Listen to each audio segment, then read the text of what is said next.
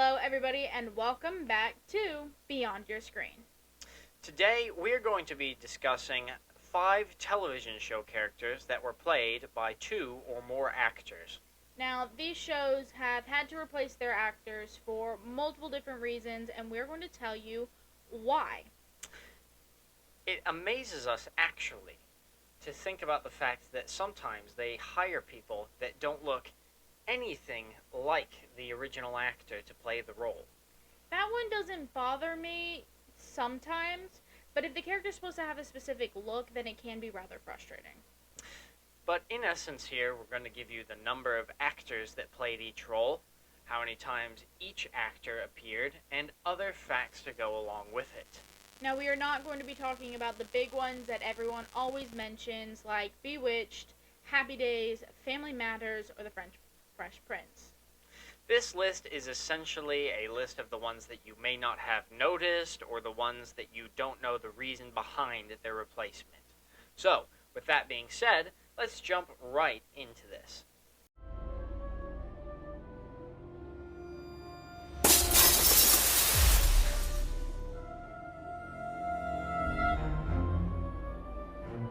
Kicking off this list, we are going to start with Jerry Seinfeld and George Costanza's fathers from Seinfeld. We've kind of lumped these two together because it is the same story for both these guys. They were 2 actors for each role. For Morty, you had Phil Bruns, and Barney Martin, who ended up being the one for the rest of the series. And for Frank, you had John Randolph, and then obviously Jerry Stiller for the rest of the show. Pretty much made the role iconic. So each one appeared. For Morty, it was Phil Bruns. He only made one appearance in the episode The Stakeout, and for Barney Martin, it was 23 episodes. So he played it he picked it up in Morty's second appearance and played that for the rest of the series. And I want to do this one. For Frank Costanza, we have John Randolph was the original father, and he filmed the handicap spot. And then it was later filmed with Jerry Stiller. Jerry Stiller had 29 episodes, and the reason, I'm going to skip ahead because I thought this was super cool. The reason that they got rid of Randolph is because his energy was too soft. He didn't really bring that Costanza energy. The sort of energy that Jerry Stiller can bounce off. So essentially, I think I watched an interview a while back, and they said that initially they were going to have Estelle be this sort of loudmouth wife, and then they were just going to have John Randolph. But when they had Jerry Stiller, it was sort of like they had somebody that came back at her with the same energy that she was giving off. Mm-hmm. So instead of having loud, obnoxious wife and husband that doesn't like it, or however John Randolph played it, you had someone that was just as loud and just as obnoxious and just as much give as he was take. Yeah, Larry David and Jerry Seinfeld were known to have said that he had too soft of an energy to be a Costanza. And if you watch, what was the episode again? The handicap spot. Side by side, I found a video of them side by side. I will link it down below. You can see when he smacks George's on the head, a difference. Like, Randolph goes like that, whereas Jerry Stiller goes like that. So there is a big difference. As for the recasting of Morty Seinfeld, Phil Bruns, they said that they wanted Morty Seinfeld to be, quote, an easy-to-anger curmudgeon. Basically, he's more or less pacifistic until he gets going, like in the episode with the, trench coats, the beltless trench coats. Once he finally loses his temper, he is spastic and all over the place, but he is more or less do whatever you want, leave Jerry alone to his wife and all of that, but the very moment he loses his fuse, it's all over the place, whereas Mr. Costanza needed to be all over the place all the time, because that's the Costanza way. What exactly did they do with their careers after being dropped from the roles? Well, the actor who played Morty, Phil Bruns, was in Ghostbusters in 1975. That is the live action. The live action TV one show. with the was it with the monkey? No, that's the cartoon. I think. Yes, I'm saying the Ghostbusters. Yeah, the Ghostbusters live action one. The original Ghostbusters. Yes. The one with the monkey. Sure, I haven't actually seen it, I don't think. He was in An Exercise in Fatality. He was in the 1988 incarnation of Return of the Living Dead, and he was in the film Flashdance. And then, where is it? John Randolph, and I didn't actually put anything for John Randolph, but he has probably done something. Blugsy, look up John Randolph for me while I tell you some of the other stuff that Barney Martin has done. Barney Martin has done both Arthur 1 and 2. If you haven't seen those movies, those are pretty good. He was Liza Minnelli's father in that, I believe. He has done Mrs. Columbo, which stars Catherine Mulgrew from Voyager, Trapper John M.D., Mama's Family, and Buzz Lightyear's Star Command. No shot. He was. He did. I think he voiced 2 characters. And then Jerry Stiller. Obviously, any Ben Stiller project, his father's going to be there. If you didn't know before this very moment, Jerry Stiller is Ben Stiller's father. So John Randolph was in the original Wonder Woman, I can see. He was in You've Got Mail.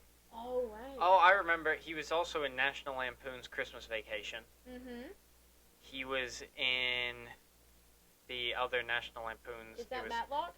Yes, he was in Matlock. He was in the original Wonder Woman.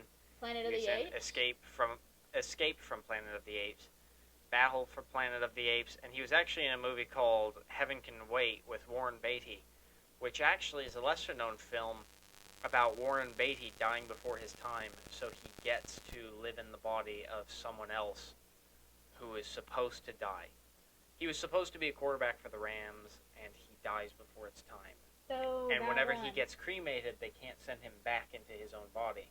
So, through a series of events, he ends up living vicariously through other people who are supposed to die at certain times. Didn't The Simpsons do a parody of that movie with Homer? I think they did, yes, in the Treehouse of Horror. So suffice it to say, when John Randolph lost the Frank Costanza gig, he didn't suffer for work. No, he didn't. Now we're moving on to Dud Wash from The Andy Griffith Show. So the number of actors to play this role is 2. The biggest name to do it being Bob Denver, who also played Gilligan in Gilligan's Island. But the one pretty much synonymous with Dud Wash, the one I pretty much think of whenever I think of him, would be Hoke Howell. Which I find Howell, Bob Denver. I don't get how. Well, I see what you did there, but yeah. I don't really see why you would name your kid Hoke. But beyond me. But Hoke Howell did 2 episodes, and then Bob Denver did 1 episode. And that's the last time we see Dud. Hoke Howell technically did 1 and 1/16 of an episode, because it's that episode where the Darlings come to town for the first time, and she's throwing herself at Andy the entire episode, and then Dud walks off the bus, and she throws herself at Dud, and then fade to black, everything's done. So he made 3 appearances then? No, that's his first appearance. Oh. Then the second appearance is the one with Ernest T. Bass, and he's in that entire episode, yelling at Bass.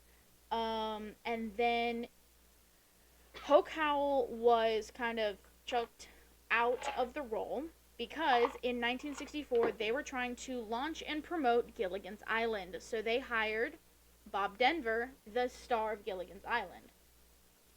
So instead of the entire reason, it wasn't like Hoke Howell wanted more money or he didn't like the show or he just didn't want to come back. They quite literally fired the guy to hire Bob Denver to promote an upcoming TV show. So they would probably taglined it. I don't have evidence of this.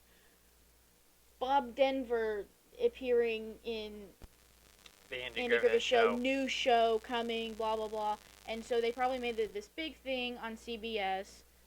And I would like to say that if you go look up Hoke Howell, he did rather well for himself. Losing Dud Wash didn't really hurt him. I think I did the math with Dad, and he had about 52 movies to his credit.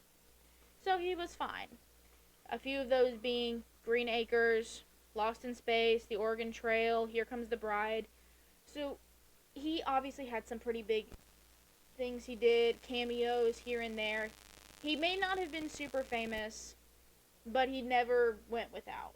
Yeah. He had a good, steady line of work. And then Bob Denver did Gilligan's Island, of course, and he did all the spin-offs and movies all that of the come movies. with that. It was like Gilligan's Planet, the cartoon, I think they had a Gilligan's Island cartoon. Gilligan's Planet Return cartoon. to Gilligan's Island, Escape from Gilligan's Island, the one movies, where they come back and turn it into a resort or whatever. Would the Howells randomly have a son that they never ever spoke about? Yeah, Thurston Howell the Fourth. But Dobie Gillis. The Many Loves of Dobie Gillis, which actually was, I think it was prior to Gilligan's Island. Well, these are just credits they've had. Interesting fact, I believe Maynard G. Krebs, the character that he plays on The Many Loves of Dobie Gillis, was actually inspiration for Shaggy Rogers from Scooby-Doo.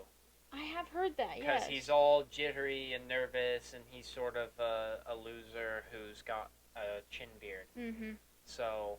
And then we've got the Good Guys and Far Out Space Nuts. So, as you can see, these guys did awfully well for themselves. Obviously, Bob Denver's biggest claim to fame is probably Gilligan's Island. Moving on to the son from the Jeffersons, Lionel Jefferson. Now, the Jeffersons was technically All in the Family and then the Jeffersons.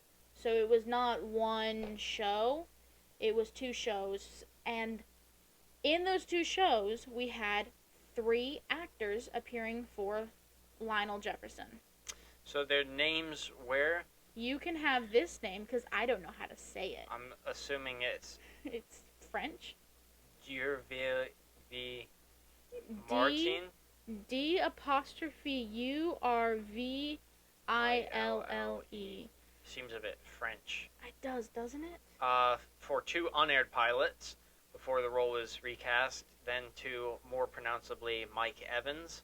And Damon Evans of no relation, who ended the series with Durwood Martin, as I'm just going to refer to him as Just refer to him as Martin. Durwood. Don't insult the first name. I don't want to get anything in the comments. For 2 unaired pilots before the role was recast, Mike Evans did it from 71 to 75, and Damon Evans did it from 75 to 78.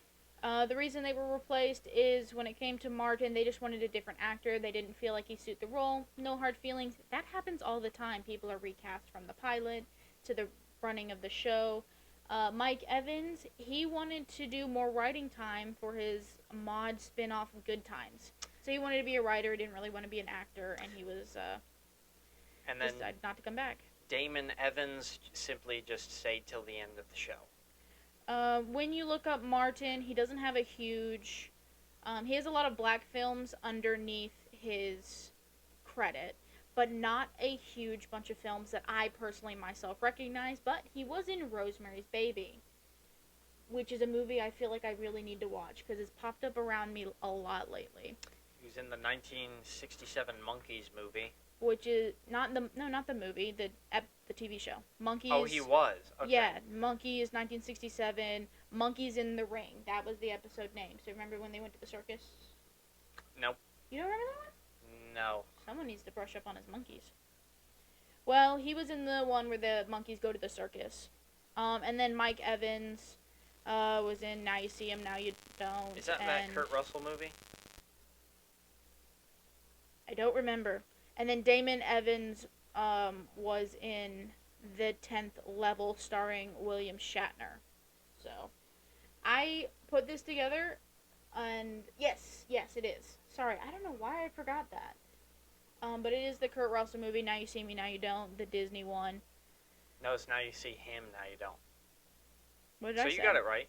You put down Now You See Him, Now You Don't.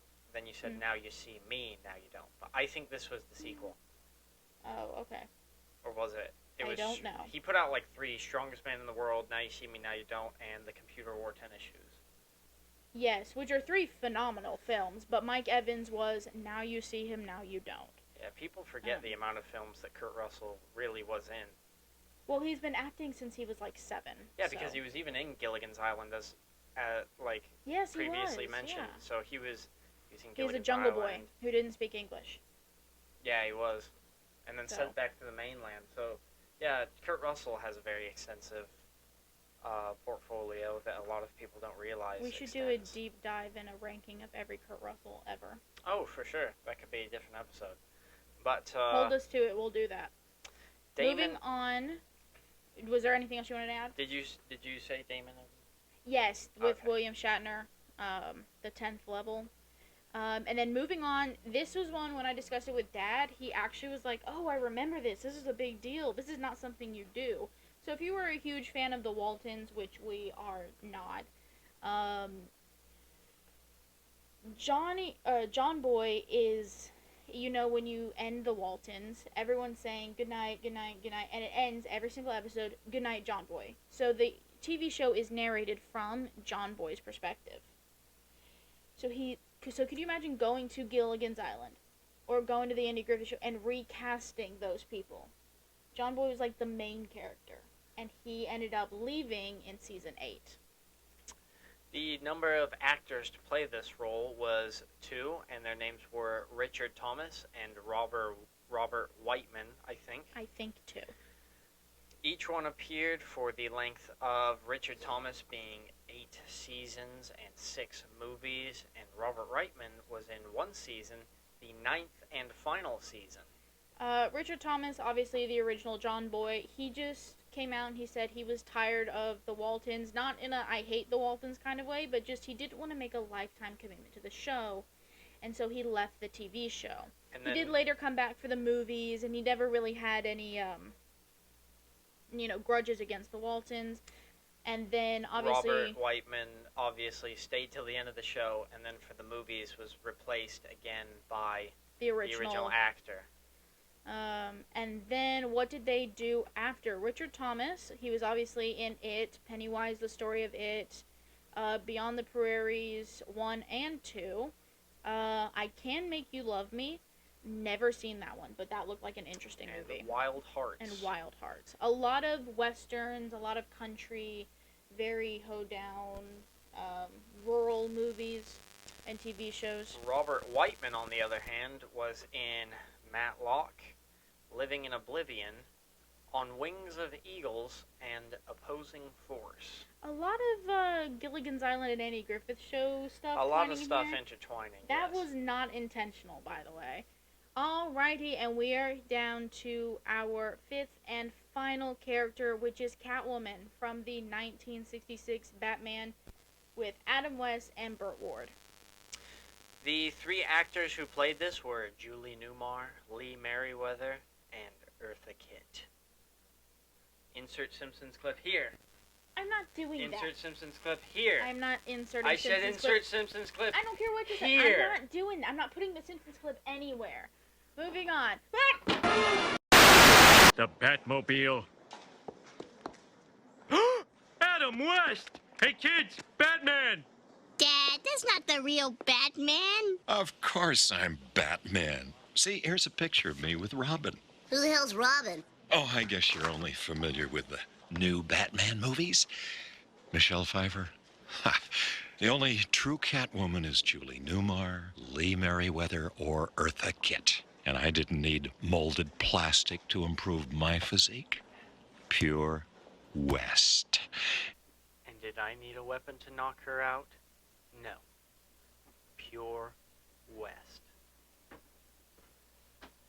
Alright, get up. Ow. Alright, so, how long each actor appeared in the series? Lee Merriweather was in the 1966 Batman film. Julie Newmar was in 13 episodes, and Eartha Kitt was in 5. Now, the reasons why they were replaced was Julie Newmar was simply working on other things. Lee Merriweather was simply hired just for the movie. And Julie Newmar, or I'm sorry, you didn't put in a thing for Eartha Yes, Kitt. because she finished out the series. Oh. Brainiac. Okay. And so, there's nothing for Eartha Kitt because she finished out the series. Exactly, my bad. Yeah, darn right you're bad. Now, what did they do afterwards? Don't you dare. What did they do afterwards? Julie Newmar and Lee Merriweather both featured in Star Trek the original series episodes. Julie Newmar was in For Love or Money and My Living Doll. Now these are all very, very classic. Lee Merriweather was in Barnaby Jones, The Munsters Today, the new Andy Griffith Show, again with the Andy Griffith Show. Ties it all back together. And again, Star Trek the original series. Eartha Kitt was Emperor's New Groove, Kronk's New Groove. Another little pop of your bubble. If you didn't know, she's... What's her name? Yzma? Yzma? No, Yzma is the name of the fraternity from Monsters University. She's Yzma. Yes, I said Yzma. You said Yzma. I know. Dope. I corrected myself.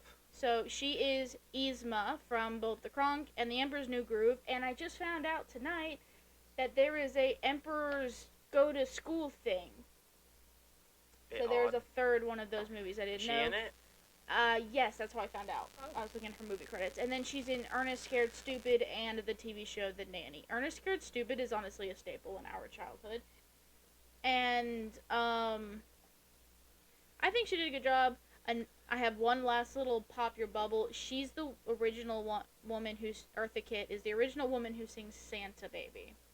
She is, yeah. So, if you didn't know that, or if any of the other two things I told you about, Jerry and Ben Stiller, or what was the last one? It was 5 minutes ago. I don't remember. Are you talking about John Randolph? You hit me in the head a lot. I don't remember what I say. Oh, fair point. So that brings this episode to a close, so I can get checked out for a concussion. That's right.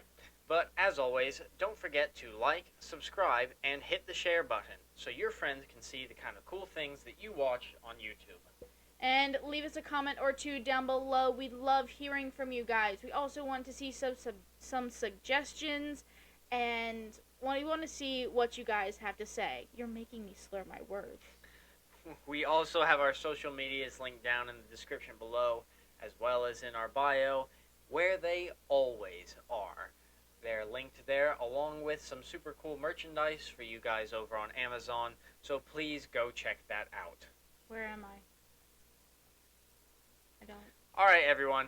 What? Come back next week to see what's new beyond your screen.